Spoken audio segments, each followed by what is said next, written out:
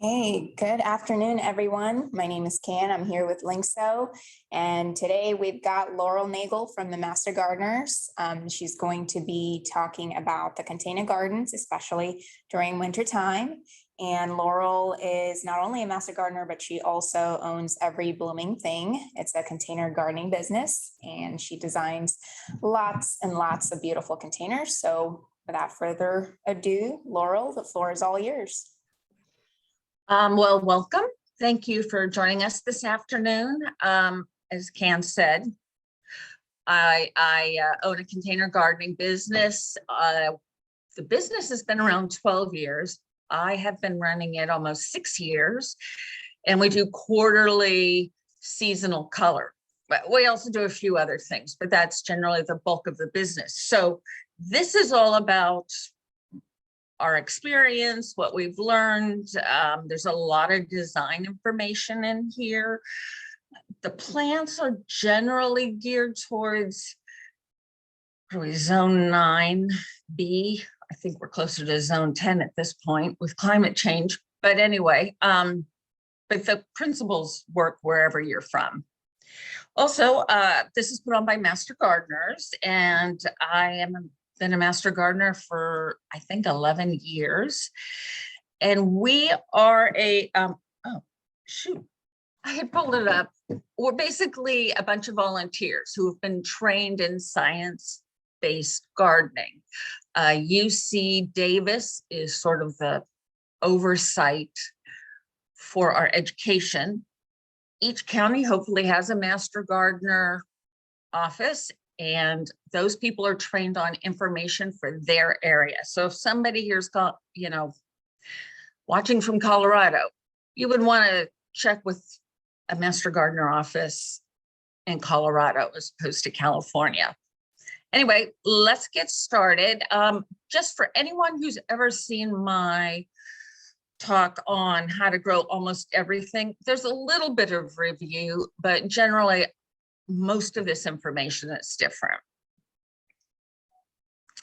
So the first thing is, container gardening is really a wonderful way to dip your toe into gardening. It's easy. You can do it anywhere. It doesn't necessarily cost a lot. You can avoid a lot of the limitations or hassles of bad soil, the public using your area as a walkthrough, all those kind of things. So I think it's really a fun thing to do. Getting started, I tried to come up with a really catchy, beautiful front slide here. It's really not point A to point B to point C in a very direct line. There's a lot you got to do in stage 1, but you can do it in any order. You can be inspired by any of those things. Then you kind of take the concepts and in stage 2, and then in stage 3, go in and put them all together. At the very end, I've got a bunch of additional pictures we can talk about design and plants. The first thing you need to decide is, what's the point of your container? Is it for the doorway, to be decorations for the holiday? Is it that your garden looks horrible in the winter, your borders, and you just want to do something? You can put a pot in a border and plant it, and you can have something really beautiful in an off season, and it doesn't look awkward. I mean, you need to work for your area, but I've done that. I've seen other people do that. And it's a really nice way to keep something going in a part of your garden that wouldn't normally be beautiful at that point. You also want to think about how you're going to maintain it, because there are no containers that are maintenance free. Even succulents, they need pinching, they might need watering, they might need, something pulled or supported. So there is nothing that is free of maintenance. So you want to make sure you can get to it periodically. And you want to think about how mature the plants are going to get. So if you, put a tiny evergreen in a pot because it's cute for Christmas and you're planning to keep it, and that evergreen will grow to eventually 60 feet tall, not in your pot because it will be, but it may get 10 feet tall and that may be too big for your space. So think about how long you're going to leave the plant there and how big it will eventually get. The first thing is just plain old homework. You want to know not just your zone, where you live in general, like San Mateo's either 9B or with Sunset, you know, it can be a couple of different things, 16, 17, 14, I think are the different options. So, but not only that, but you want to know where you're going to have the pot. So how much sun will there be? And sun means direct sun on it. How much shade? That changes during the year. So if this is a winter pot, you just have to worry about right now. But if this is a permanent pot, you need to plan for the difference in shade or sun, summer and winter. There are really great apps that you can get that will allow you to not only gauge how much sun will hit an area now, but you can change it to 6 months from now or 3 months to now and see how much sun there will be.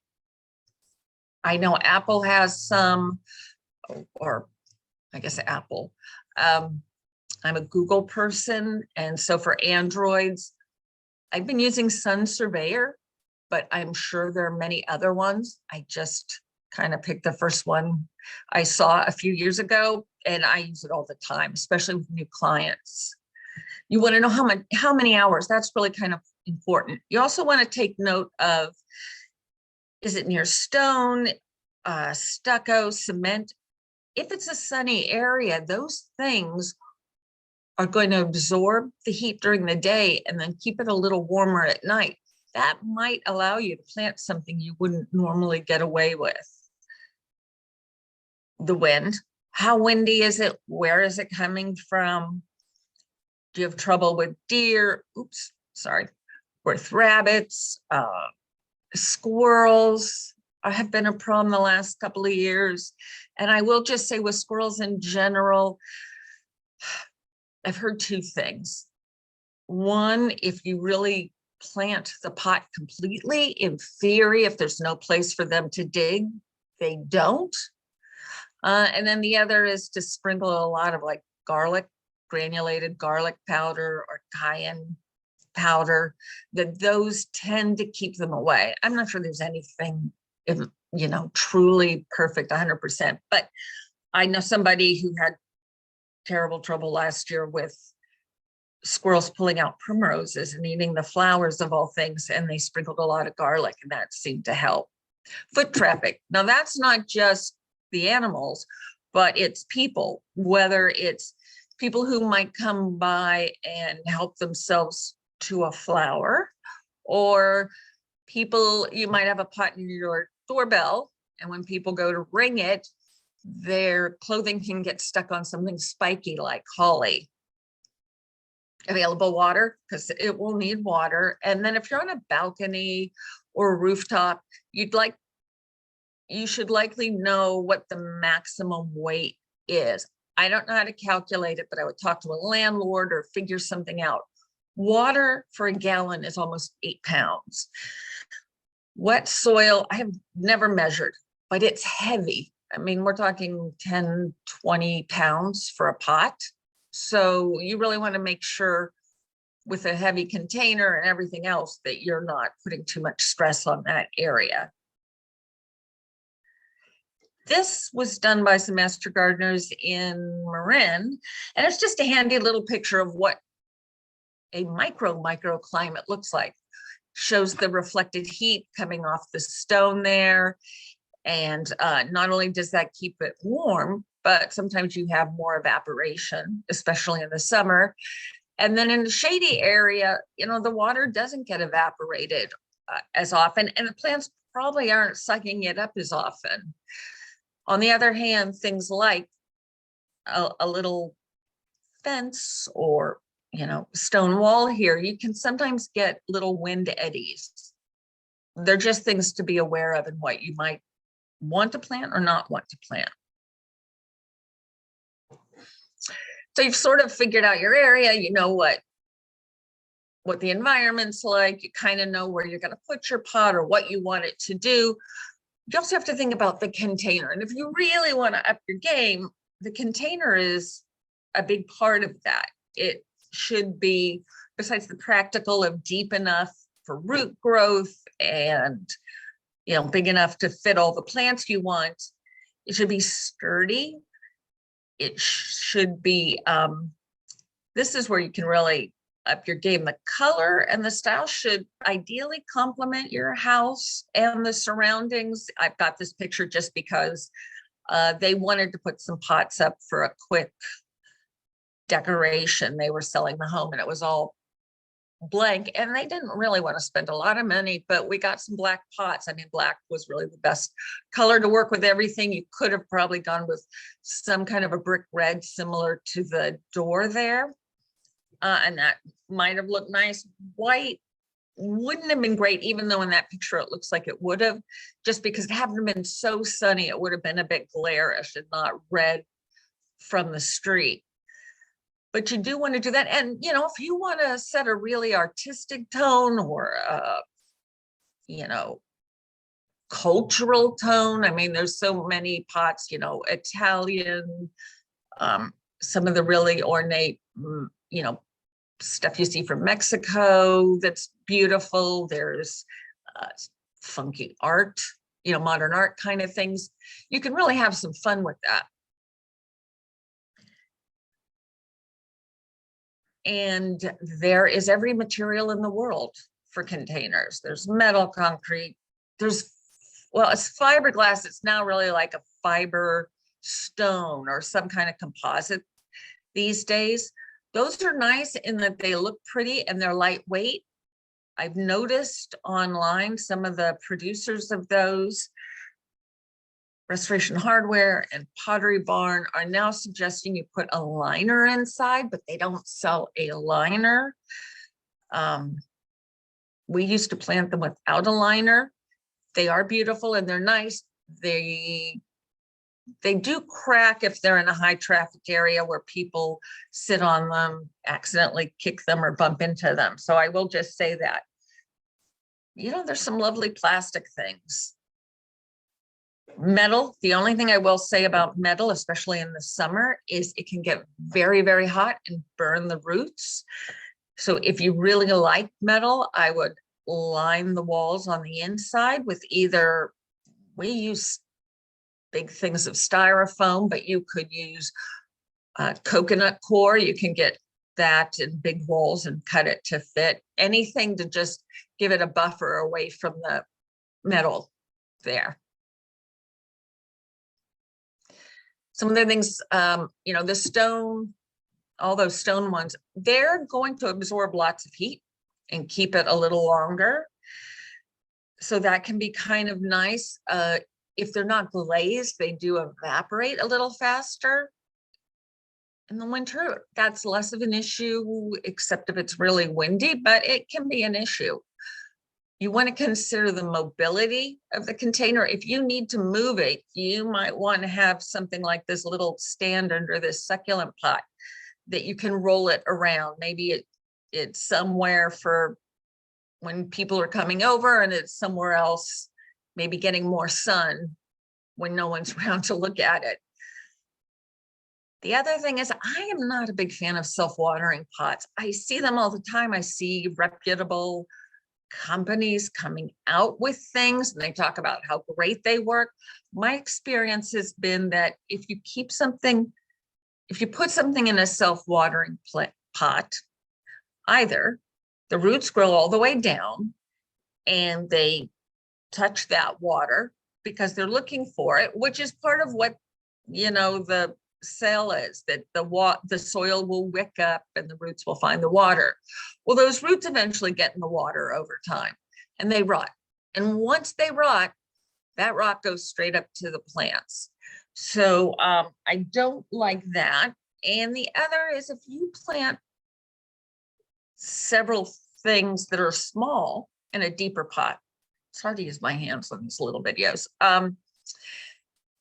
and the water reserve is down here, and maybe the soil's wet down there, but your plants are up here. If you're not putting water down through the top, that water down here does not wick through the soil all the way up. So I find there's a discrepancy there. I think people get a false sense of confidence with them. I'd rather you just have a pot, you water it, and it drains. And if anybody ever finds a self-watering pot that avoids these problems, I would love to know about it, seriously. Size is key. So you do want to make sure that if you're putting something in a pot long-term, that it is big enough. Otherwise, what happens is the plant starts to stunt. If you think about bonsai, you see things, you know, huge, what would have been huge, you know, oak trees or conifers that are little and tiny because they basically have no root space. So you can do that, but those need a lot of special attention. Otherwise it gets stunted, it gets stressed, it can get disease. It just never, you know, lives up to its ability. It may not bloom so well, have the color you want. So you do want to think about mature size. Now, we put in things for 3 months. Usually I will use something like a small conifer that is going to grow up to something giant, but I only have it in that pot for 3 months, and it's going to stay, especially in the winter, pretty small and cute. That's okay. You can do that because I'm going to take it out and either up pot it or do something else with it later. So it's not going to be stuck in that tight situation.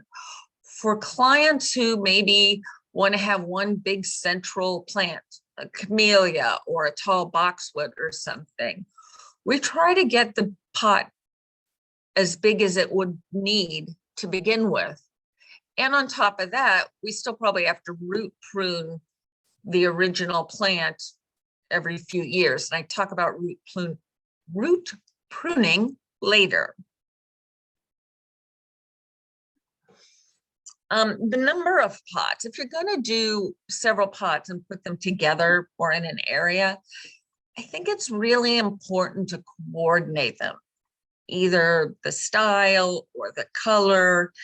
I don't think they have to be exact, but in that upper left-hand corner, it's a picture of several different pots that were planted. And if you're just doing that because you're growing edibles or something for fun and it's not for the visuals, that's fine. I mean, those pots are absolutely fine. But if you're really trying to get the whole look, you need to have that coordination and place them in groups. Generally, you know, the rule of design is odd numbers, looks pleasing to the eye. I mean, obviously 2 works in some areas. 3, 5, 7. I think after that, it starts to not matter because there's so many, no one really knows. And I'm sure there are exceptions to that rule, but that's kind of the general rule of thumb. Don't forget the feet. Even your plants need to drain. And on the left there, that blue pot was sitting on some flagstone.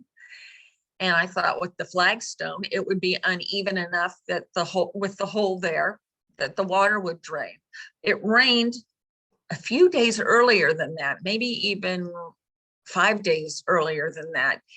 And that water still did not drain. Something about the contact of the pot on the surface just made a nice snug seal. So pots need to come up. Also true if you're going to use a saucer. Generally, we don't like saucers because they retain the water. So again, roots will go outside the pot and into that water. Rot, you get the rot. The other reason is you only need a 1/4 inch of water, standing water, for mosquitoes to breed. So I generally don't like it. If you need to have saucers, maybe you've got a new patio or some other situation, go ahead and put the saucer, put feet under the pot so that it's up a little bit, and get a turkey baster and suck out the extra water when it gets too high. That's really kind of what you need to do. Now rather than buying a bunch of big feet, I go to the building supply store down the street and buy a sheet of, this is tile, kitchen tile, bath tile, and we'll either peel off individuals or cut a couple strips, whatever we need to slide under. They're usually about 1/4 inch high, which is enough room if you're going to slide irrigation up under them. It's easier to lug around. It's cheaper. It's easy to, you're not trying to, on that other photo, sometimes you've got a few of these different feet, those terracotta ones, and I don't know, sometimes it's hard to get them under or to get them just the right way so it's not tipping while you're doing it. I just find these really handy, and they work well in a saucer too. Okay, you've got a pot, you got your information about your area. Maybe you already know what you want to plant. Maybe you saw something that inspired you. But even if you have some inspiration, you need to think about what's going to work for you. So most wintering plants need some sun. I mean, I always think of cyclamen as shade plants, but frankly, they won't bloom so well if they don't get even a little bit of sun, or what I would call very, very bright dappled shade or something like that. If you only really have shade, I would look at foliage, texture, maybe unique shapes to create the interest. There's some nice silvery plants this time of year that are good. And then sometimes we use plants that really want to be in the sun, not flowering plants, but something really colorful, like a caprosma, which I think I have in another picture. There's a vibrant red one, and we use that one maybe for a few months in a shady spot because it's not going to fade or suffer in that 3 months. And then we put it back in an environment it likes. So sometimes you can cheat if it's in the short term. When you get to the nursery, there's lots of information and you should look at it on the pot. Full sun, what does that mean? It means 6 hours or more of direct sunlight. Part sun, 4 to 6, part shade is actually a different term. I kind of thought part sun and part shade were the same term for many years, but actually part shade is 1.5 to 4 hours of sun, really more morning sun than afternoon sun. For some reason, 3 hours of morning sun is more gentle than 3 hours of afternoon sun. Full shade is actually not full shade, which I think is not fair, but it's really either some dappled sun or 1 to 3 hours of sun. I mean, if you have full shade, there's no sun there, you probably still have some indirect light in that it's not dark and you don't need a flashlight to walk around. But you are limited to what is going to work there long term. Chill hours, this is actually not really related to anything in the ornamental. Well, it does actually for things like certain bulbs, tulip bulbs need to be chilled so many weeks for them to bloom in the spring. And in a place like California, that means we have to put them in a refrigerator. But it also is for things like blueberries or cherries, where to get the fruit, those plants need to have so many hours at those temperatures, 32 to 45 degrees Fahrenheit. And then there's a lot of more technical terms. If you're looking for a seasonal container planting, to put together, you're really probably looking at annuals and perennials. Annuals are the workhorse of the pot. They are going to churn out flower after flower.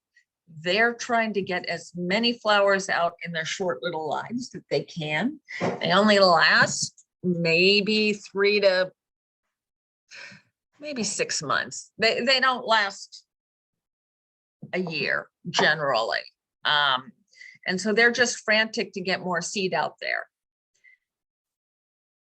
Perennials, they can be heavy bloomers, but if you're gonna buy a perennial at the nursery, you want one that's just beginning to form buds so that you get, you know, the big show, because it isn't always a repeat bloomer, and it might be 3 months of bloom, it might be shorter, but it may have other features that still make it absolutely beautiful and worth keeping. Now, perennials are supposed to live more than 1 year, so you could keep that in a pot, change the annuals, and be happy with that.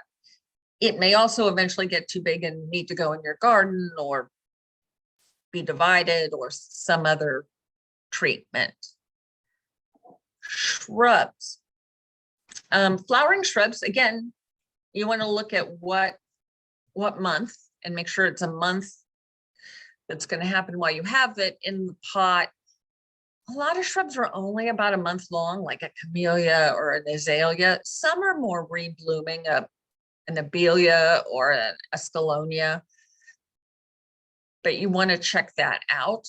But there's so many shrubs that are interesting. Otherwise, this is this evergreen is a cypress. I cannot pronounce the Latin name, but it's like Gracilis nana. Anyway, they're Hinoki cypress. Sorry. I love these. They come in a couple different shades. They're very slow growing, so you can keep that in a pot for a very long time. They're just interesting in the way they kind of grow and flutter, and some stay short and round, some go out more, or their new growth is yellow. They're really fabulous. The other thing here, this is a cordyline, and phormium are similar, but cordyline will have lots of colors. They all generally have that shape. Some get huge. You want to know what you're putting in, but I find them a really fun way to get some color in an area that maybe, you know, there isn't a lot of options for flowers. So when you're looking for, I mean, this is just what are you looking for specifically for a plant? The one on the left, I mean, that's fine for an annual if they're already in bloom, because they're probably going to they should keep blooming, but you want to look for even growth. You know, it just generally looks happy. It's not wilted. Again, the perennials, it's this picture of 3 on the right. The best choice is the one that's already got a few buds. If you've already got several blooms, you may be cheated. And if it doesn't have any buds, you may be waiting a long time, and that may be fine, but you should know what you've got. You also want to look at the health of the plant, and this is this can be difficult because maybe they only have 1 of what you want or 3 of what you want, and you needed all 3 to make your beautiful display. You need to buy the healthiest you can, because I know I can kill something really well. I feel like I need to start with, you know, my best option and try to maintain that, rather than start with something that's a little suboptimal and try to nurse it back to health. Sometimes that gamble works, but really you want to start with something healthy and, you know, just walk away and don't buy those plants, go somewhere else, ask if they're getting another shipment at that nursery. I think you'll be much happier. And plants are expensive. They've gone up, I think, every year, and sometimes like 10%, which when you're going from, or more, $6 to $7 for a 4-inch plant is a lot of money. Want to look for white roots. I don't recommend you take it out of the pot, but I do sometimes squeeze the side of the pot and try to look. I want to make sure there aren't a lot of roots coming out of the bottom. A few white roots I'm not worried about, but if there are a lot of roots and they are brown and they maybe smell, they may have started the rot process. Maybe they sat in water when they were watered. They also probably were stressed because they've been sitting in pots that were too small for a while.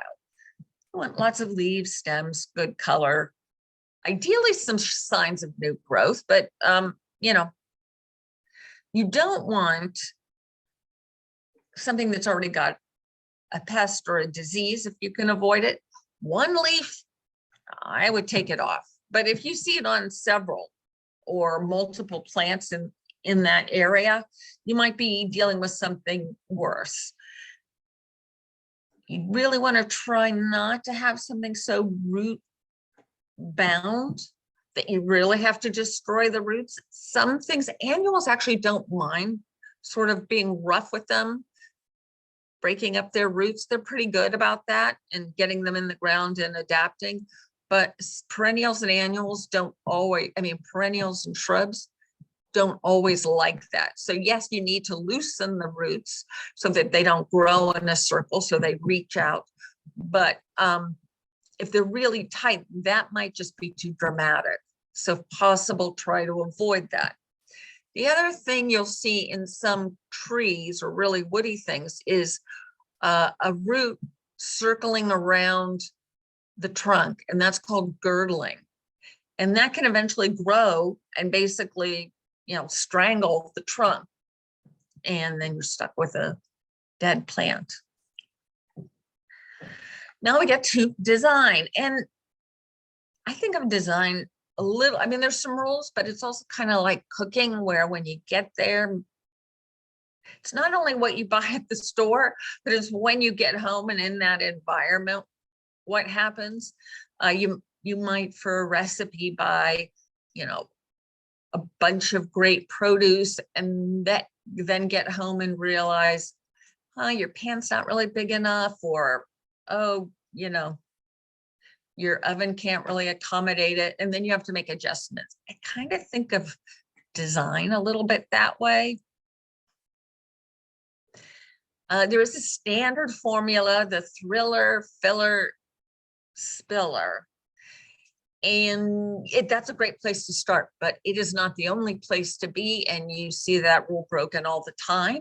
The thriller is supposed to be something that, you know, is exciting and goes up and out and provides that energy. I don't think it's fair that it gets called thriller and then the middle gets called filler, which sounds sort of like a throwaway thing, because the filler is usually where all your flowers are, or maybe a lot of color. So I think it's a really exciting place. And then spiller are plants that spill over and, you know, cascade down. You're getting a bigger look with your thriller and your spiller. And, you know, this is just a rule of thumb. And then the color wheel is really handy. And since I know you guys get this sent to you afterwards, I don't know if you want to just, if you're not a color wheel, you know, if you don't really know it and have it memorized, I would suggest maybe just taking a picture with your phone, because I found it really helpful in making some beautiful displays. Not only with the, you know, the primaries and the secondaries, but the whole complementary, and the idea that, you know, yellow and purple look great, or blue and orange. I never knew that blue and orange looked good until a few years ago in a pot. And, you know, you find, I was inspired by some interesting combinations I never thought of the first time. Also, you want to think about tint is usually, you know, lighter colors added with white, and shade is darker colors. They're added with, I don't know, not really black, but are darker. You kind of want to keep in the same zone to a degree. So you don't want to have a few very, shell pink and, little baby chick yellow with a super zinger red. I mean, those are the kind of things that don't really work. On the other hand, a really, neon yellow and hot pink with a zinger red, that can look really great. So keep that in mind too. There's a lot of things to think about. This is just a pot. I mean, these are just, simple things, but here's where, the orange doesn't show up so much, but that pot without that blue, which I don't have, is, it's a nice pot. It matches. It's got yellows and oranges and, light green, but the blue just sort of takes it to a whole different level. And then you can also work, in different variations around a similar color. I mean, we sort of went with the burgundy, red, purples kind of thing. And yeah, there's a lot of things you can do. And don't forget to consider stems. We don't do a lot of stem type work out here in California, but if you can get a cornice, either Arctic Fire or there's ones with yellow branches, those can be really fun if you can get one that's got sort of a nice habit to work with. Another thing is the light of where you're going to put this. So in a shady area, pastels and light colors actually really show up more, and you can just kind of see how the white kind of pops in the first two. On the other hand, and sometimes dark colors like a dark blue, I don't even know, I think there was some purple in this one on the left, it kind of gets lost in the shadows. Whereas in a really sunny area, the paler colors get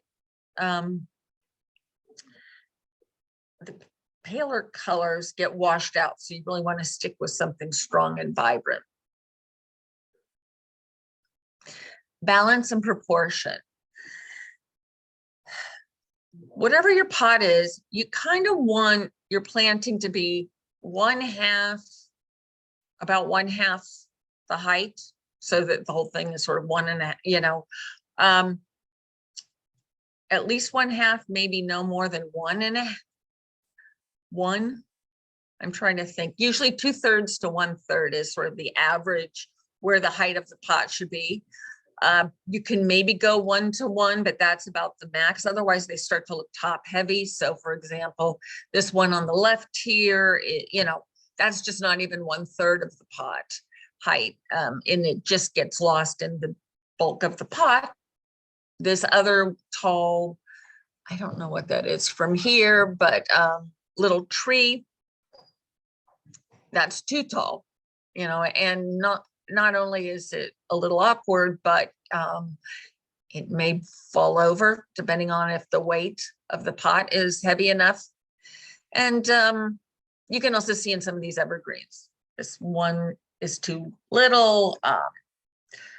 This is a bit too wide. I think I talked about other proportion. Yeah, out of balance. Oh, sorry. So the one on the left, you can't tell so much from that picture, but actually it's a nice big urn, lots of pretty flowers, and then it has this little Christmas tree in the middle. Only the Christmas tree was way too wimpy and little for the sort of bulk of the planter and the height of it. So it really was sad. I mean, if it had a bigger, stronger tree, that would have been a great picture.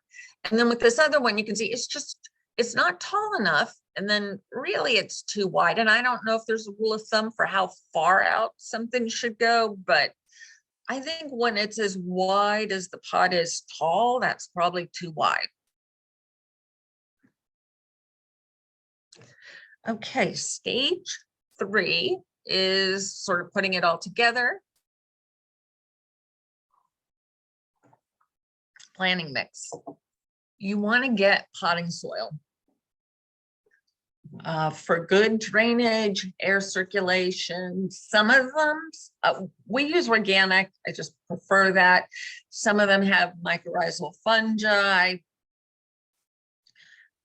Some people say some of that might die as the bags have been sitting somewhere, but I think, you know, there's some, and also kind of gets revived, I think, once you're using it and watering it. The newer versions, at least out here, have organic amendments that help them retain water, especially a few years ago when we really had the bad drought. That happened, and it was very significant, I thought, how well those things holded water. And there are all kinds of brands. I've got 3 here, and they are all organic, and they're different price points, and you can get them different places. You just want to look for those kind of things. Don't buy ones, well, generally organic ones do not have fertilizer in them. You want to add your own fertilizer, which I'll talk about fertilizer in a moment. You don't want it preset in the soil. You can add some compost, and you know, if you've got well, I might use that, say, if I were growing tomatoes in a pot. Wouldn't necessarily do it for shrubs and flowers. It does increase water retention. It does add nutrition, but it also can get very sticky and decrease air circulation and kind of hang on to the water too much if you get too much of it in there. Now, you do not want to use garden soil. One, it may not be nutritionally balanced. It can be heavy or too light, depending on where you live. Probably has weed seeds, you know, could have pathogens you can't see or little pests you can't see. It's better to start with something, you know, straight from a bag that was made just for this situation. There are times you might want to get a different kind of soil blend. I feel like it used to be that there was bags of soil for roses and bags of soil for citrus and bags of soil for, you don't need all those different ones. Generally, organic potting soil, whatever brand it is great. However, if you're growing acidic loving plants, and that's blueberries, azaleas, camellias, I guess a hydrangea if you want it to be blue. There's probably a few others. Japanese maples like it to be a little acidic. Then you do want to buy some acid planting mix, and you can either use it on its own, or you can mix it with potting soil 1-to-1. You can talk to the person at your nursery to see what they suggest, but you definitely want to add that because it's all about the pH of the soil. And those kind of plants really can't absorb nutrition if the soil's not at the right pH. And then cactus and succulents, you do want faster draining soil, but I have not loved the bags of premixed stuff. I generally prefer to use potting soil and then add a little perlite, which is the white puffy stuff, or vermiculite, or I suppose you could even add sand, and mix it up a little bit. I like something that holds the water actually a little more than the typical cactus succulent mixes, because most of my clients don't water their succulents. So by the time we get back there 2 and 3 months from now, things are so dry, it's almost impossible to rehydrate them. And the plants have really suffered and not looked as nice as they could. Fertilizer. They do need regular fertilizer if they're in there. Well, they need it regardless, short-term, long-term, they need it because a lot of that gets eventually flushed out with water, with the irrigation. Organic are great. Organic are more like eating healthy foods, whereas the inorganic are a bit more like maybe taking a vitamin. You know, they're both helpful, but one's way more helpful to your health. Also, some of the non-organic can build up salt in the soil, and that's where you get into this pH thing, and then certain nutrients can't be absorbed. Also, sometimes the fertilizers have a bunch of microbes and fungi that actually help improve the soil. So the soil's getting improved in a way that helps the transfer of nutrition into the roots. So you're sort of really getting a lot out of that organic soil. Now, I mean, organic fertilizer. The other thing I really like in the beginning are starter fertilizers. And they, the two I've listed there are organic starter fertilizers. They're all dry. I don't use liquid. I'm not opposed to it, but that just requires a lot more maintenance. These two have a lot of extra humic acid, and humic acid is a bit like Gatorade. So if you're transplanting something, it's going through a little bit of stress to begin with. And especially with seasonal containers where you really want it to be great and beautiful and, you know, go for a long time, this gets them off to a great start. And you don't really need anything beyond the starter. I sometimes mix it with it a little bit with a regular, either blooming or all-purpose organic fertilizer. And then you don't really need anything for whatever the 2 to 3 months. So these do a really nice job. And this is an example of the benefits of the starter fertilizer. This was the day we planted, and you really see it. Well, you see it in the primrose. Actually, it looks like you see it even in the bush. I'm not so sure. This is a coprosma. If you see it so much in the coprosma, if that's a slightly different angle, but you can really see it in those blue violas there. They really just popped. So 3 weeks, I think that was really a great response. Rocks, concrete pieces, crockery, and I still see, you know, really expert people talk about putting a piece of, you know, crockery upside down over your drainage hole. That stuff is not great for drainage, especially when you put a lot of like rocks or whatever. They, there's a whole physics thing where the soil hangs on to the water at the very bottom. So it's draining and through the soil, and oh, wow, there's a really different surface tension going on the other side here, and it doesn't release it into the rocks. So then the roots are sitting really in very wet soil down there. However, you've got rocks down there and you think, well, it's all well drained. And so you're watering and you're watering. And in the end, your roots are really sitting in soggy stuff and can begin to rot. The other thing is we have had more clients with rocks have the rocks shift in very odd ways as to block the holes or do something weird, and then they don't drain at all. So if you're trying to, you know, if you're trying to keep the dirt in, first of all, put a piece of netting over it. If you're trying to, I don't know, increase drainage, just potting soil is meant for that. So you're really all set. If you've got a really tall container and you're really planting something small with a small root ball, plant that in a appropriate size container, put rocks or whatever you want, you know, styrofoam in the bottom of the big container, and then just put that smaller pot inside so that you don't, if you don't want to waste all that dirt in the container. But yeah, please. No, I just saw somebody post on Instagram, another container gardener, complaining about this same thing because they had to pull out a dead plant in a big heavy pot and it was raining, and so yeah, doesn't help.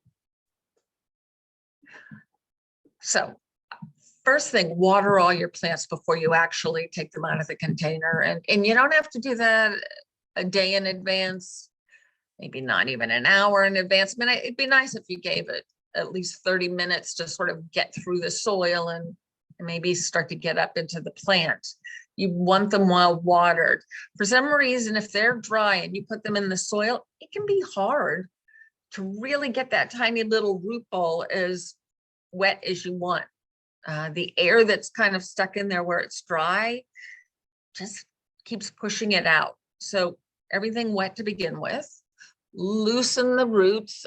This is a New Guinea impatient, which is really like an annual. So you can, I mean,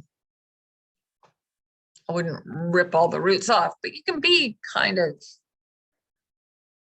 a little aggressive and plant them. And you only want to plant them as deep as they were in the nursery containers or whatever you bought them from. If you plant them deeper, typically the water gets down and it rots the plant at the crown. Also, we learn that in the garden, you should plant things a little high, shrubs and trees and stuff, and then mulch it. Well, we're not really mulching in a pot. So if you want to do it a little high, you know, quarter, if it's a big bush, quarter inch, half an inch, I guess, you know, that's okay. That might account for some settling, but you really want to make sure we've watered it well beforehand, that you've loosened the roots so that it's really integrated with the new soil, and that you really water not just the new soil of the pot, but that you're watering all the roots too. You want to plant in the center or the back or wherever's the farthest, and you want to make sure that the root ball has good contact with the soil on all sides. Actually, in putting the dirt in, I actually kind of push on it, not super hard, but with some reasonable effort, because you can have your plants start to settle. You know, if you pour the bag of dirt in and then you plant and you water, all of a sudden, as the dirt settles, soil, you start to have problems. So I push it down. We water it if it needs it. If it's already kind of damp, I don't usually water it first. Let me see. So yeah, make sure it has all good contact on all sides. And then try to get the fertilizer on the top inch, you know, kind of mix it in around on the top inch. Water well. And do I have it here? I don't. Try not to fill all the way up to the top of the pot. You want to give yourself, depends how you're going to water it, but let's say a half inch to an inch from the top of the pot, so that if you're hand watering, there's room for the water to sort of accumulate as it drains down, or if it rains, you just don't have dirt and everything coming off the sides.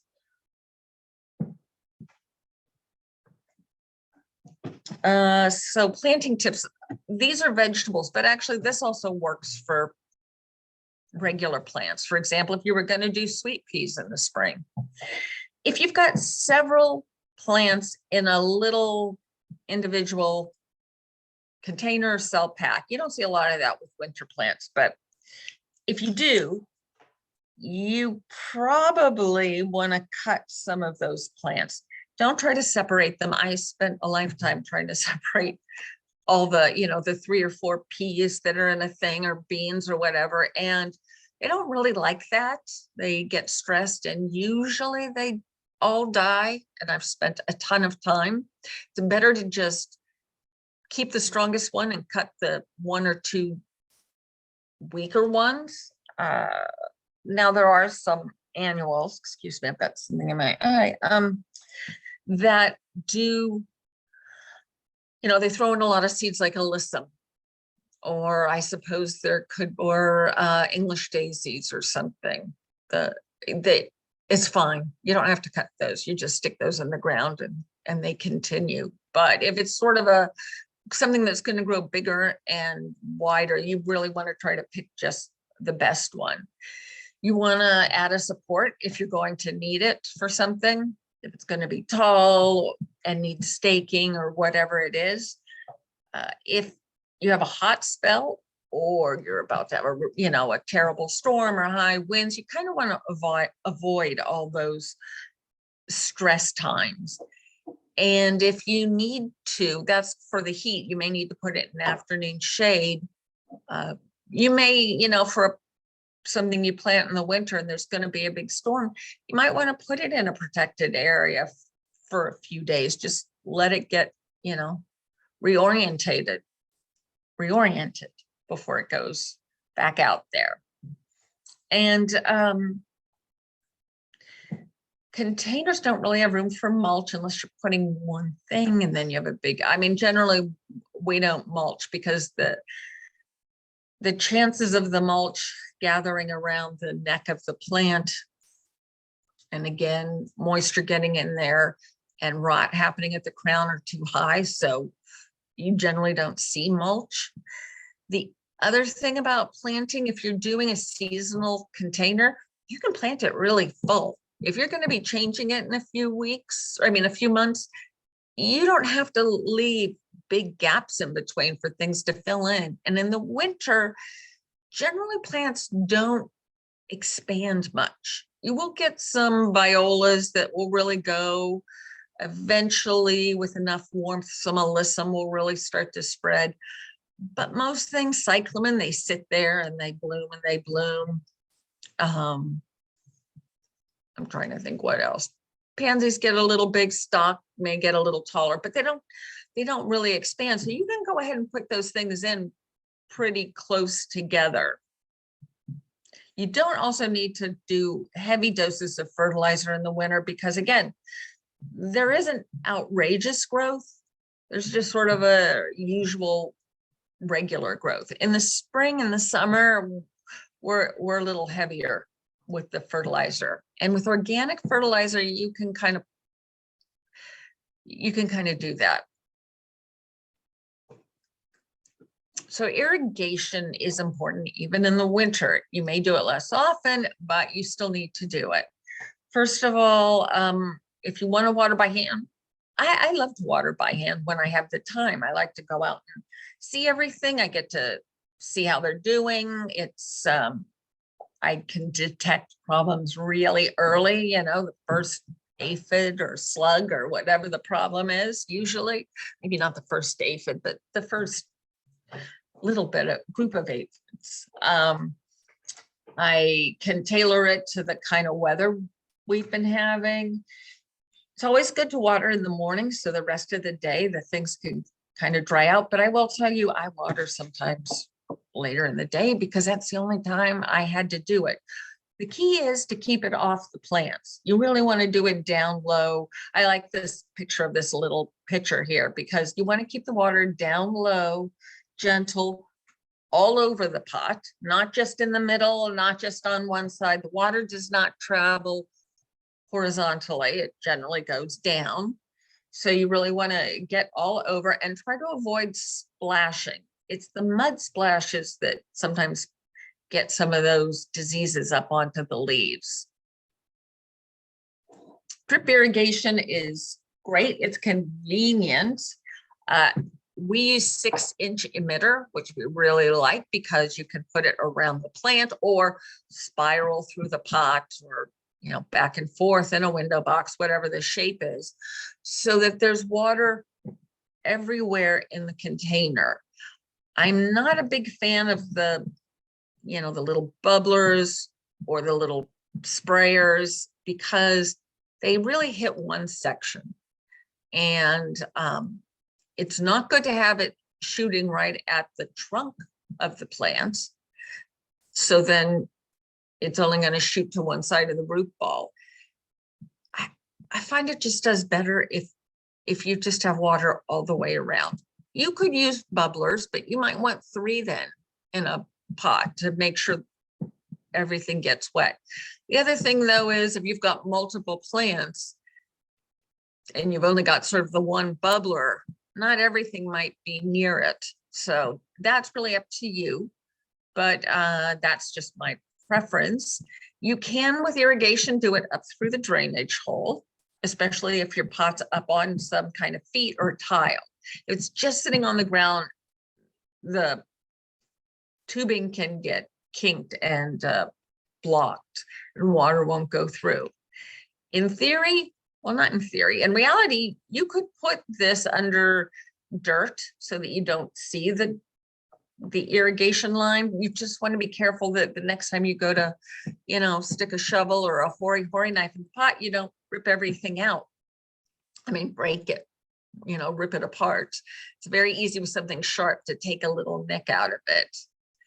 If you're in the area, Urban Farmer has great information, great staff on their website. There's a ton of information.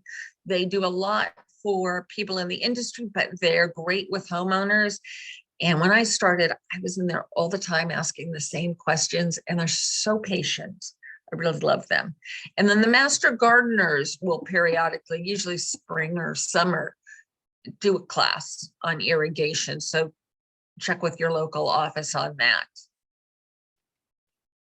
Okay, this is, I think, the most important thing about irrigation. Dry soil is afraid of water. You've probably all seen it where the water just beads on top. And I've had plants, clients where the plants don't look good and they're like, but I water and the water runs right out, so it must be fine. Well, no, it's not. What's happened, you can see in the little diagram, it comes down, and then all the air that's around the roots gets pushed out, and then it runs down the bottom, and you think, hey, it's good, but it's not. If the only way to really know if something's moist is to stick your finger in, really, if you're really not sure, stick it, maybe all the way up. But even, I would say by mid knuckle, or mid finger, second knuckle, you want to start to feel moisture somewhere in the pot. It doesn't have to be the first half inch, maybe not even the first inch if your plants have been in there for a while, but you don't want to get down there 4 or 5 inches before you start to feel water. If it's totally dehydrated, you went away, didn't get watered, whatever happened, it takes a long time because you have to wet some of the soil. It's going to absorb a little bit, those little pieces of wood and whatever that are made, that the soil's made up of. Once that's kind of absorbed some moisture, you'll water again, it'll absorb some more. Usually we poke a bunch of holes, water slowly a few times, poke a bunch more holes with something like a screwdriver or a chopstick, or something kind of narrow but big enough to, you can use your fingers. And if you put water in, you often, if you've got enough water that it hasn't drained all the way through for some reason, if you put the water in and then you poke a few holes, you'll often see air bubbles or puffs of dry dirt. And then it's really dry in there. We've had big containers, 20-gallon containers. It takes 20 minutes to get to the point where they're really well hydrated again. So it's better to sort of keep on top of it. Another thing that's important, especially with the people with irrigation, you really want to try to have it on its own station and timed. This time of year, what happens is we've had some big rains and it's cold, and the gardeners or the homeowners turn off the water because the stuff in the borders don't need it for a while. Well, the pots still need water. They don't have sort of that ground and all that moisture that gets held there. They need regular water. So you want to keep them on a separate timer, still make sure they're getting irrigation. Let's see. Okay. Ongoing care. You want to check for signs of pest or disease. The sooner you find it, like most things, the easier it is to treat. Master gardeners are very helpful with identification and can give you suggestions for treatment. After 2 months, you probably need more fertilizer, depending on what you've got. You might need it regularly. And if you've got something that's staying in there for a long time, you do want to try to rotate the pot. Otherwise, you get unbalanced growth. It, might lean to one side, and it's hard to take care of that. And then root pruning. So I don't usually use a saw like that, but with root pruning, you want to take it out of the container, basically shave off an inch or so of roots all around and off the bottom, shake out some of the old soil, put in new soil, give it a little fertilizer, and put it back in that pot. If you're going to a bigger pot, it still may be worth it to shave off a little bit, just so you get roots again going out, as opposed to staying in the shape of the old container. And if you've got something, I don't know many winter crops at the moment, but you should harvest it. That's just in general, because once they start, producing seed, like let's say a bean plant, which is not a winter plant, but once they've made their beans and the pods start to swell and they get mature, if the bean plant thinks it's made enough, that beans will survive in the future, it kind of quits making more bean plants. So that's what I would keep an eye out for. Now, okay, so this is where I just have a lot of pictures, some identifying, some not. So hopefully this is interesting to people. What I'll just say is, okay, these are all California, Northern California. It's all in this area.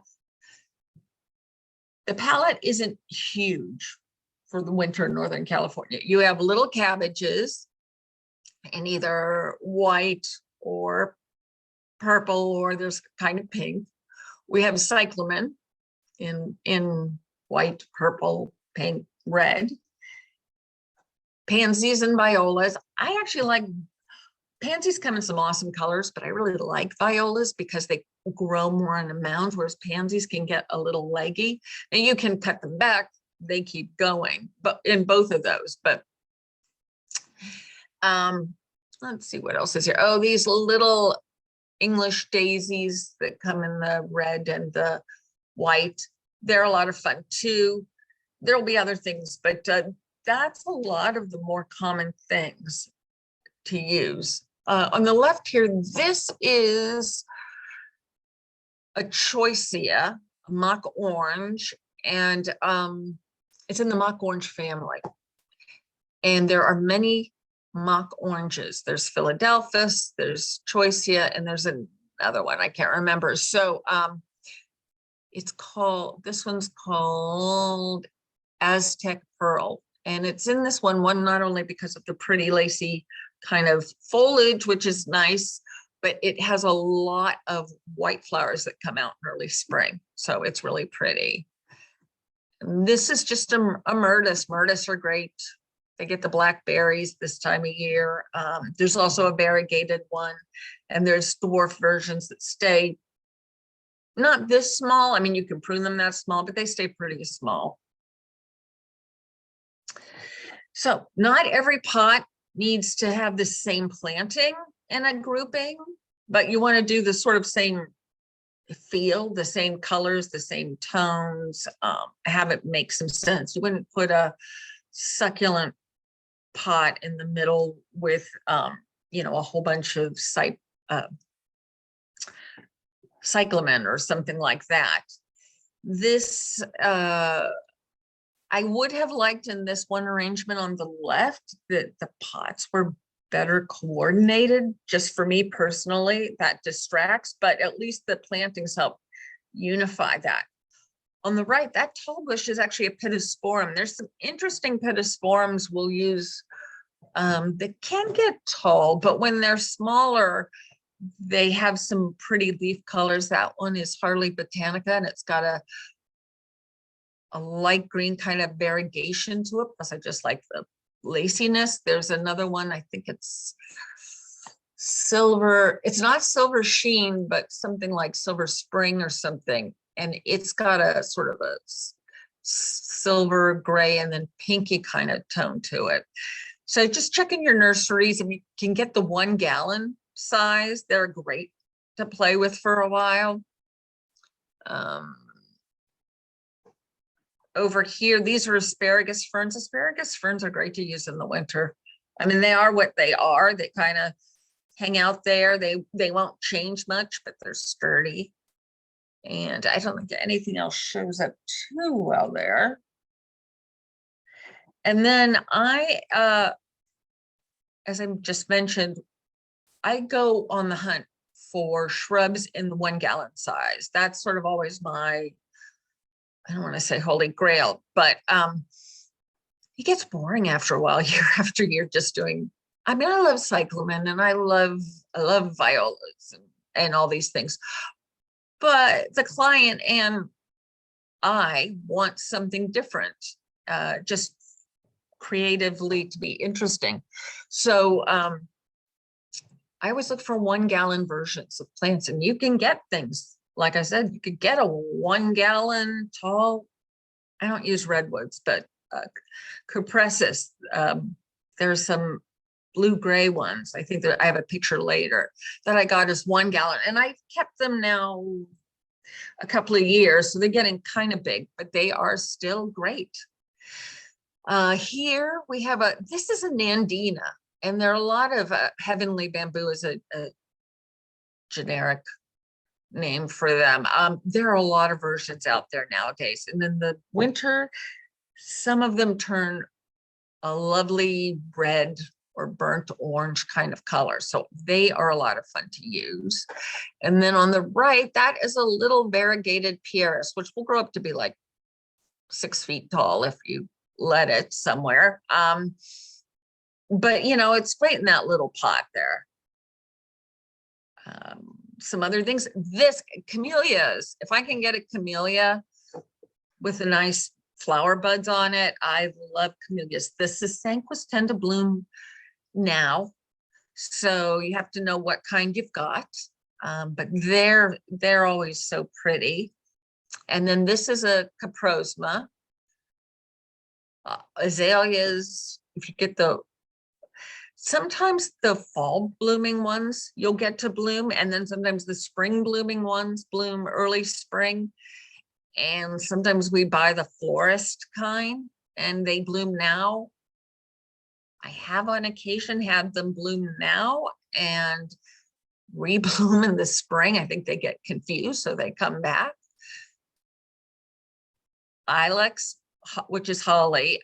In our area, we don't have a lot of hollies. It's not cold enough to get all the great berries, but we have one called sky pencil, which grows straight up, and it's a tiny leaf. It's a good substitute for a boxwood if you want something upright. I just happen to really like it. Euphorbia, they're not a shrub. They're probably really a perennial, and there are some that come in a dark purple color and some that come in a icy silvery pale blue with a off-white variegation. Euonymus, green spires, that also tends to grow up. They have interesting texture and just interesting shapes, which just adds to it. Junipers, Formium, which with the spiky, and some Daphne. There's some really pretty Daphne, and then they'll bloom later in the winter, and they have a lovely smell. Some others here. Let's see, what do we have? This is an osmanthus called Goshiki. I know it's a little buried in the back with the brick there, but it's not a holly, but it has that holly shape. The green, the older leaves are kind of speckled with some maybe off-white. And then you can see that new growth tends to be a creamy yellow. Sometimes it's even got a bit of sort of a pale peach to it. So it's just a really pretty plant as it's growing, and it kind of fits a lot of the season. I like to put them in the fall and then have them go through to spring.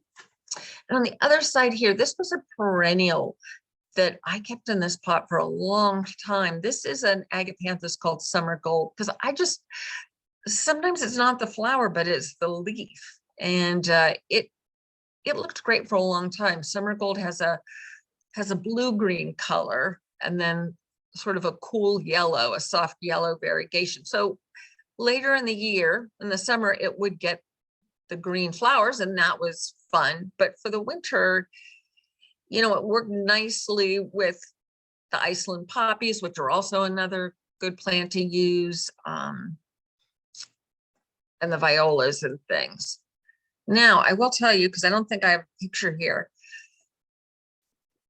some of these things have yellow tones. Some of these plants will have cooler tones. Cyclamen generally need to go with the cooler toned items. So a cyclamen next to this agapanthus would look terrible because cyclamen have all the whites and the silver sheens on them. These leaves are kind of yellowish. Even the Iceland poppy, its leaves are kind of yellow, and the yellow kind of shows up in the stem and then of course in the flowers. So when you're buying things, sort of think about, are they cool toned or warm toned, and what that will look like together. So yeah, here's an example, like, you know, here's this pretty silvery ivy and the blues. I mean, you can use yellow. I mean, but the leaf is still in the, fits well. Whereas, well, and you can still use that ivy here, but this is just a slightly different combination. And the reason I've got both of these actually is because you can do practically the same thing. Sometimes you have a shady pot and a sunny pot right next to each other. There are plants, these don't match, but there are plants sometimes you can find substitutes where you can do the similar thing in two pots together. This variegated Dianella is great for the shade. And then the cordyline, they come in a few different colors, so they're kind of fun to use too.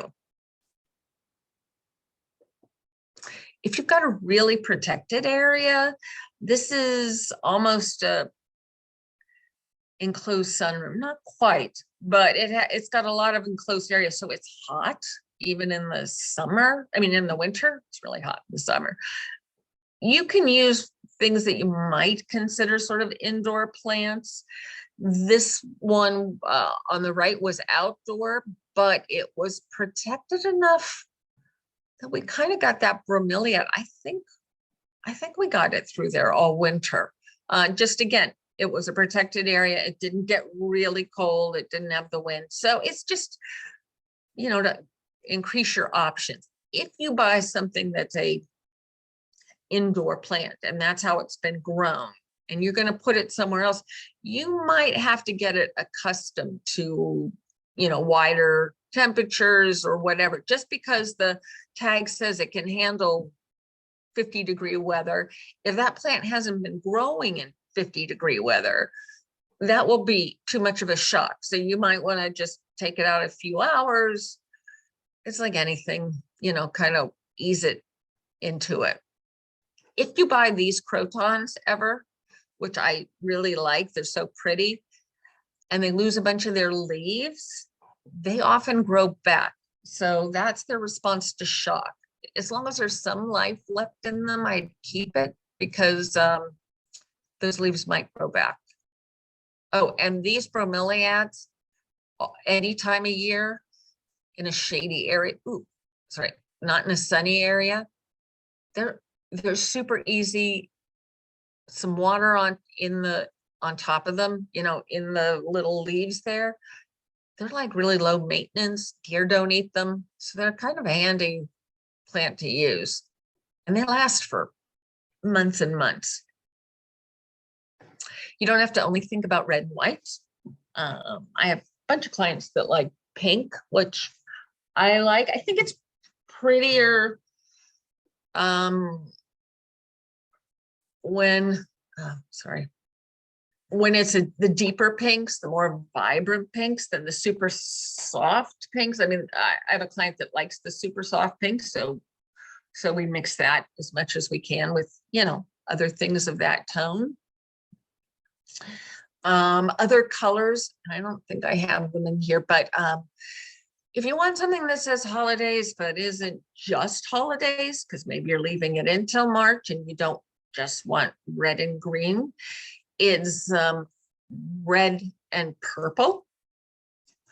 It's really pretty, red, purple, and white. even purple, white, and yellow, like a deep purple, white, and yellow is really pretty.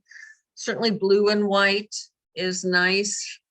There are a lot of deep maroons, burgundies. So instead of going red, you can do sort of burgundy and whites, and you know, it's Christmas, but you know, not quite just Christmas. Let me see. Oh, and using extras. We just started to add what I call doodads. I think I learned that word from my grandma.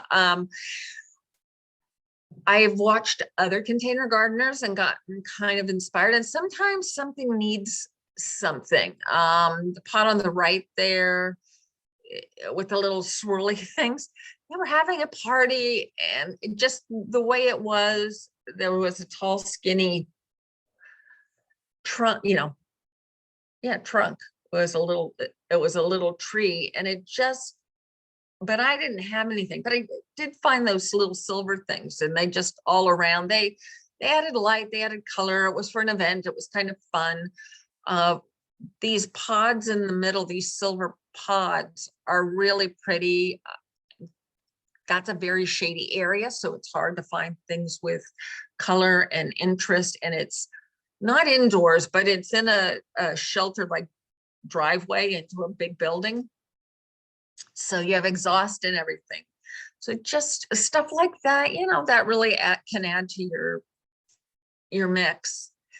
And then, you know, this last one, this little reindeer guy, that was a house with 3 little girls. And again, it just adds, you know, they add something. Generally, visually, again, you want to stick to the 1, 3, 5 rule, so that you, when you're putting those things in, and things like these pods, which you can buy anywhere, and I spray painted those, but sometimes they come spray painted. 2 things: if you're going to put them where it's raining, you might want to spray them with a sealant to protect them, or anything that you put out in the rain. And 2, sometimes the sticks that they come on aren't so attractive. You can paint them, cover them, you know, I try to duck them behind foliage, group them so you don't see it, but that's just something to know in advance. Okay, oh, and inspiration. So the library is still a great place to get stuff. And in San Mateo County, you can order books from everywhere. And just, you know, whether they're new or old, there are a lot of great books on container gardening. You might even look at, I don't know if flower arranging would help, but it might inspire you. The independent nurseries are great resources. Usually they have people who've worked there forever and can give you advice as to what is good this time of year, what would work for your situation. You know, Pinterest, I mean, to me, that takes over your life, but for some people that really works. And I think House might have some container gardening. I don't, again, House is one where once I get started, I'm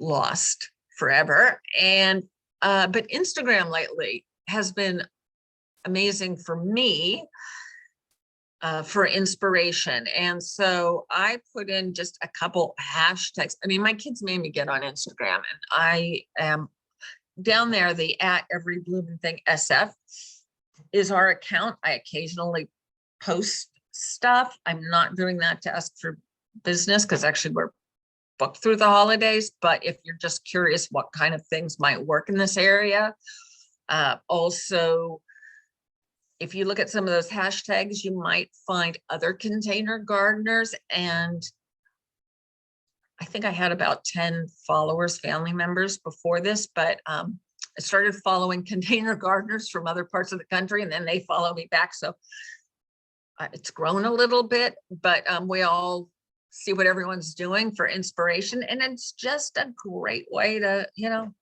come up with ideas.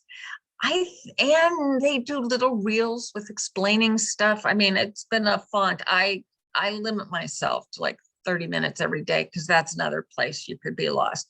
I know nothing about TikTok, except that apparently it's very popular and people are doing, you know, how-tos and stuff on it. So I would say if that's your thing, you might check it out. Back to Instagram, just in looking for more things. I place those because that might show you some pictures, but generally what I do is then see who posted pictures I liked. I either then go to their account and see if what they've done historically and if I like it or not, but I also see what kind of hashtags they use so I can find other people who might be using those hashtags. It's a little research, but I just put, you know, those are by no means the only ones to look at when trying to find inspiration. Finally, okay, if you have pest problems, there's two things you can do. First of all, there's a website there, the IPM UC Davis. You can go on and it talks about how to deal with certain pests, diseases, whatever. You can also contact us. That's our website there. We have a lot of good information on the website, but I think this last page may have the phone number. You can call us. We're closed with COVID, the offices. You used to be able to walk in, but you can email us with photos of a problem, and then somebody will do the research and get back to you. So those are really helpful if you've, you know, got an issue. And if you're not in the San Mateo, San Francisco County area, you can probably check with your own master gardener. They should also have some kind of diagnostic service for you. I also think once a month, first Sunday of every month, master gardeners go to the San Mateo Central Park near the Arboretum, and someone's there for a couple hours that Sunday, and people can walk in and, you know, bring some leaves or whatever to ask questions. Let me see. Yeah, we actually have 3 locations, but here's a phone number. So if you call the phone number, you probably get a message, but it will tell you what you can do. And then I believe that's still the good email for emailing questions, but I'd call it first to see if that's changed. I apologize for that. I don't have the updated sheet. And I think that's it, Can. Oh, wait, one last thing. These 3 bugs, the reason I say you should contact master gardeners is these 3 bugs, you know, what's good, what's bad. You can't judge it by what it looks like. The first one is actually a ladybug larva. So ladybug larvae are very, very good. They eat lots of aphids. This is a soldier beetle. The first time I saw one, I thought, oh, that must be bad because that's ugly. They also are great because they eat a lot of pests. These cute little yellow ladybugs are very bad. And this little striped one, they are cucumber and bean beetles. And not only do they eat your plants, but they transmit viruses. So, you know, it's good to get accurate information before you, I don't know, start spraying everything. Anyway, okay, Can, sorry. Oh, thanks, Laurel. Okay, we've got a few questions here, so we'll go back to the beginning of your presentation. This question asks, what are your views on homemade fertilizers? Example, eggshells, tea leaves, compost, banana peels. I've seen a few more recipes online, just they want your thoughts and references. Okay, so, well, I mean, basically what they're talking about is compost. And if you break it down long enough, it gets to be basically fertilizer. I mean, it's just compost that's really, really gone down. You can't put eggshells in a pot like for tomatoes. I've seen recipes, throw in eggshells, a fish head, an aspirin, whatever. And I heard that from somebody I thought, you know, a reputable organization. That stuff doesn't break down fast enough for those plants to absorb it. So there's nothing wrong with making your own. It's just there's a big time lag. Also, if you're going to make your own, if you're going to call it fertilizer, you need to get it tested to know what the breakdowns are of the nitrogen, phosphorus, etc. If you're making compost, sure, go ahead and mix it in.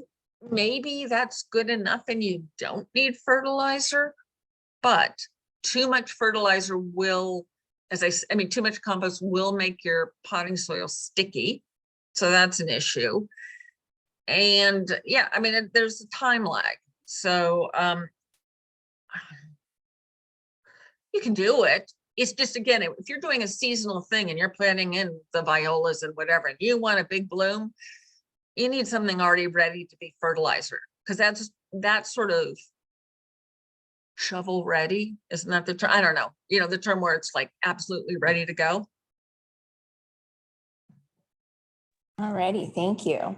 Can you use a coffee filter over the drainage hole? So this is when you were addressing how to cover the drain. Yeah, absolutely. You can use one. I mean, they eventually degrade, but actually by then everything's settled. So yeah, that's fine. Okay, great. So for dry container, would you dunk it in a deep container of water? Yes, if you can physically do that. Sometimes they're too heavy, but absolutely. You want to dunk it, let all the bubble, I mean, if you're dunking it so it's actually below the water level, you know, the water's higher, just wait till the air bubbles are done. If you don't see any air bubbles, I might poke a few holes just to sort of get it going, and then take it out and let it drain. I wouldn't leave it, you know, for hours. If you're going to put it in something that's only part way up, you know, that's tricky. I don't know how long that will take. You could try that, but I wouldn't walk away from it for days. I mean, you know, an hour is probably okay. And then you got to see where you are. Alrighty. So the next question asks, are there any moisture meters that actually work? The ones I've tried did not give any kind of reliable result. I've had that same experience. I am told by, I was just on a web conference with some other container gardeners that whatever costs $10 on Amazon works. I think one of the issues is you do not leave it in the pot.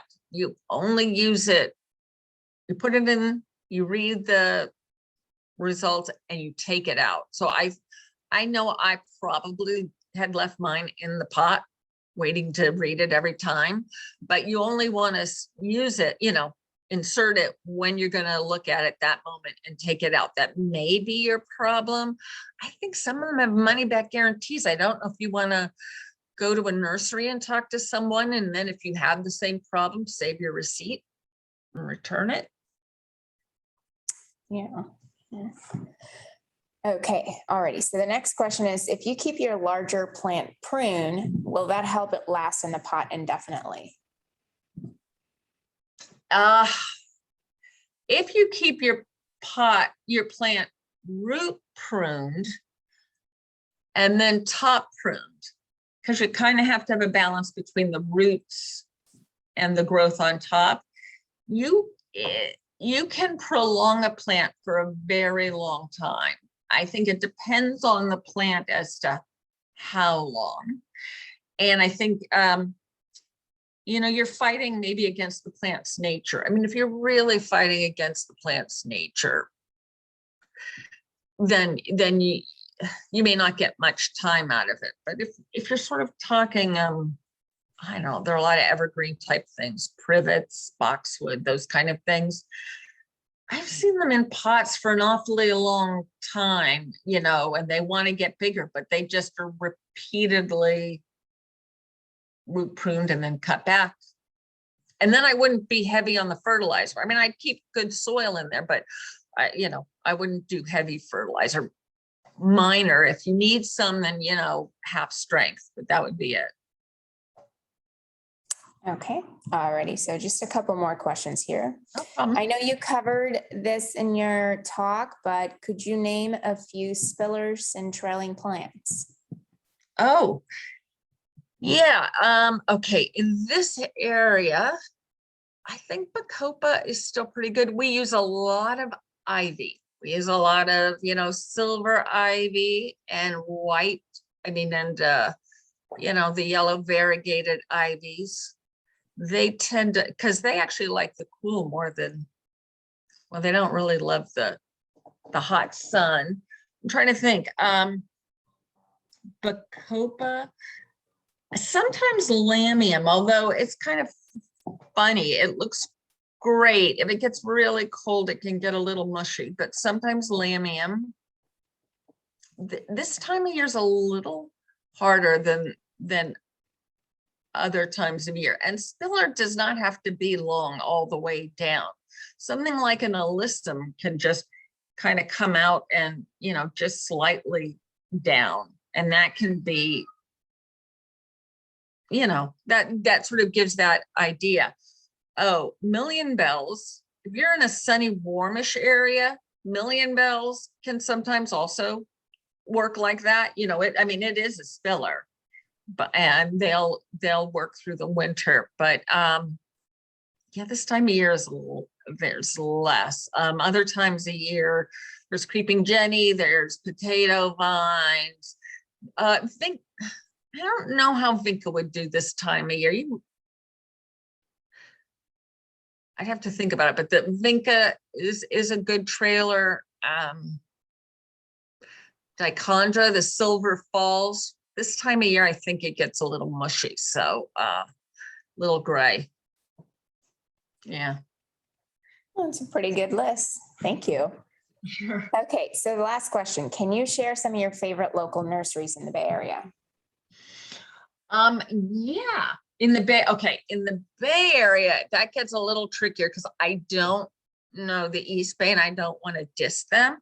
Although I do kind of like Sloat, especially for pots, and they're in San Francisco and the East Bay, so Sloat Garden Center. Right around here, every nursery, the independent ones, has its own thing that they're good about. So Golden Nursery is great. They have a lot of knowledge. I really like their soils and their fertilizers.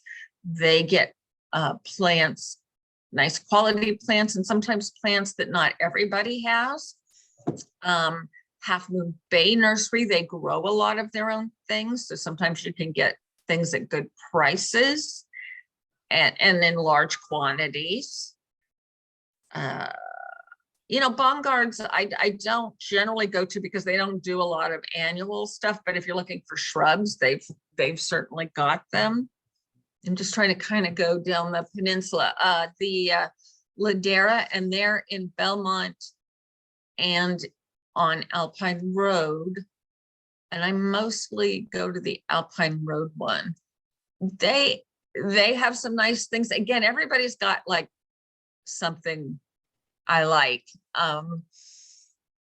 Wegmans, again, really knowledgeable people, nice product. Some of the nurseries really suffered. There was a grower called Fredericks that used to make amazing, annuals and perennials, and they were my favorite. And the guy retired a year ago, maybe a little more than a year ago. No, 2 years ago, before COVID. And not that hole, that vacuum has not been filled. So some places are still trying to find product. But Wegmans is a good, has been a good place, is still a good place. Summer Winds, I go to for like a lot of 6-pack stuff. They're a little cheaper than some of the others. I hate if I've left anybody out, but I think that's all I can think of. Oh, you know what? Flora Grub is great for, some really interesting things. I definitely go to Flora Grub. I think that's all I can think of at the moment. And I don't want to totally knock a Home Depot, or I haven't been to Lowe's because they're just not convenient for me. So I don't know.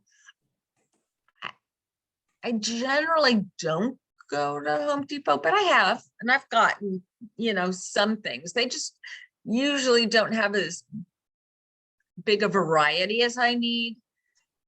And then it's not always at a great quality, and it's not because it wasn't grown in a good way. It's that, while it sat on the shelf there, it wasn't maintained in a good way. Okay. All That's right. it. Well, yeah, that was it. Well, thank you so much. This was a fabulous class. And as always, this class will be posted on our website as well. And you can watch it anytime. I'll send out the link within a day or two. So thank you for everyone who attended today, and we'll see you again in our next week's class. Thanks, Laurel. Okay, great. Thank you so much. Thank you. Bye-bye. Bye.